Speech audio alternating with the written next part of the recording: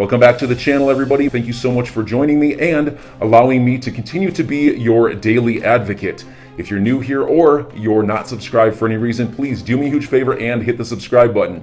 Thank you to all of you who have been watching and following me for so long. It truly means a lot, and I'm glad that I can be this person. Amazing things are occurring in the SEC versus Ripple case.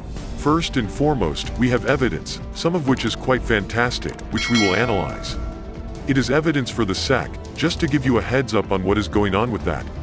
In addition, Judge Torres has arrived, and I have a strong impression that she is going to take this case ahead quickly and aggressively from this point forward. The fact that this case is likely to be a little complicated means that she has a large task ahead of her. As you may be aware, the name you have been hearing is that of Judge Sarah Net Byrne, who is primarily responsible for discovery concerns.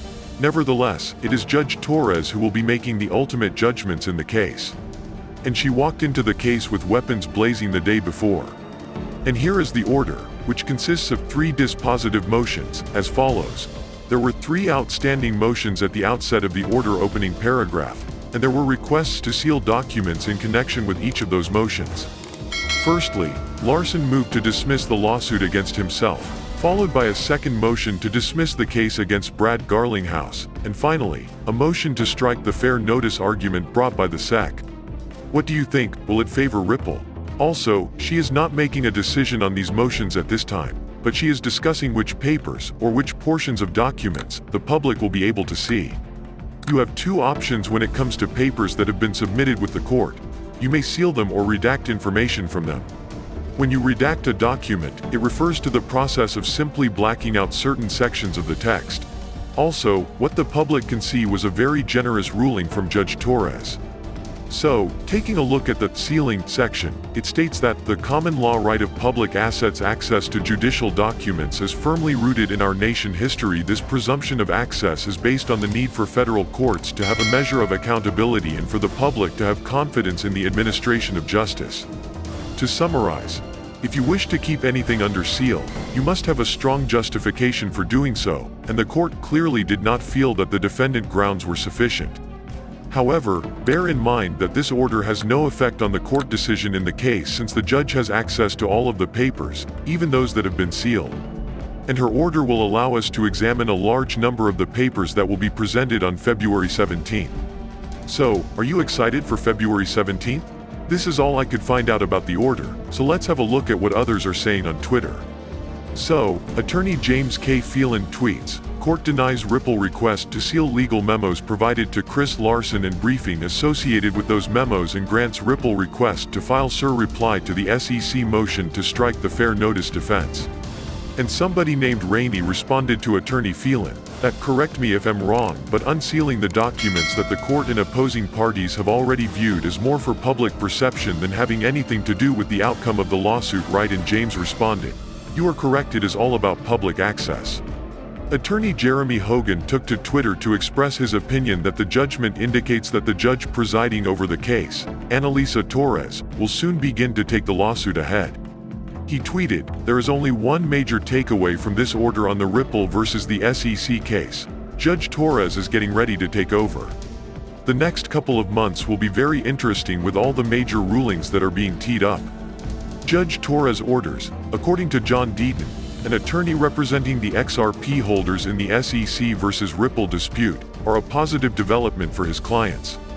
Deaton tweeted, "Judge Torres' rulings are a great sign for XRP holders. What these rulings clearly show is that Judge Torres favors public disclosure. Ripple cannot seal certain documents, i.e. legal memo. The same applies to the SEC. Think ahead, we may ultimately get to see the 63 Hinman emails. Do you agree with Deaton? Share your thoughts in the comments." The 63 Hinman emails highlighted in Deaton tweet are related to the deliberative privilege issue with the Securities and Exchange Commission.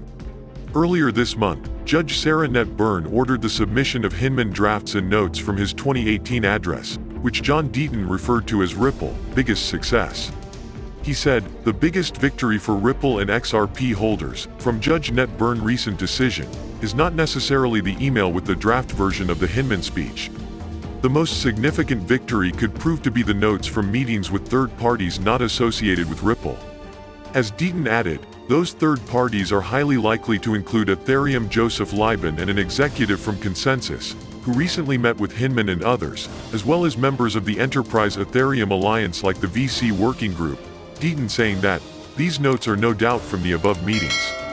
Judge Ned Byrne ruled the SEC can still invoke attorney-client privilege regarding the personal notes memo by Valerie Shepanik and others, but if the notes contain statements made by the people at the meetings, it's not privileged. Furthermore, somebody named Chappers responded to John Deaton wrote that's not guaranteed as in the 63 Hinman emails not guaranteed we are going to get them and John Deaton responded with the following. I did not say it was guaranteed but if Judge Ned Byrne holds firm that the emails are not privileged and Judge Torres agrees the emails should not be sealed. And here was this somebody named Simon Stephen responded to John Deaton wrote, as long as there is nothing in the notes to Larson that are incriminating. John Deaton responded with the following. The SEC and the judge have read those memos and already know what they say. If anything in them hurt Ripple case, sealing it does not change a thing. Sealing it only means we the public do not get to read it. I do not blame Ripple or its lawyers for trying to seal sensitive documents, but I want transparency across the board. And if Ripple cannot seal certain documents, then the SEC, an agency of the federal government, should not be able to seal non-privileged documents as well. Between that time and now, the SEC has been able to get an extension in its bid to keep the records from being turned over to them by the court. Because of the ongoing delays in the SEC versus Ripple lawsuit, the timeline could be pushed back to 2023, according to attorney Jeremy Hogan, who posted a video in which he questions whether the SEC delay tactics are a simple pressure play or if they are hiding something really bad that would force the lawsuit to be dismissed immediately. Now that Judge Annalisa Torres has returned to the bench, it is believed that key decisions will be made at a quicker rate. It is possible that if Hogan's suspicions are confirmed and the court decides to uphold its ruling on the DPP case, the litigation will be over much sooner than anticipated and the XRP holdings will be restored.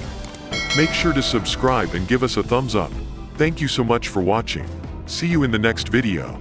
Kindly note that the prices of cryptocurrencies frequently change, so by the time you watch this video, it might have changed to a whole new value.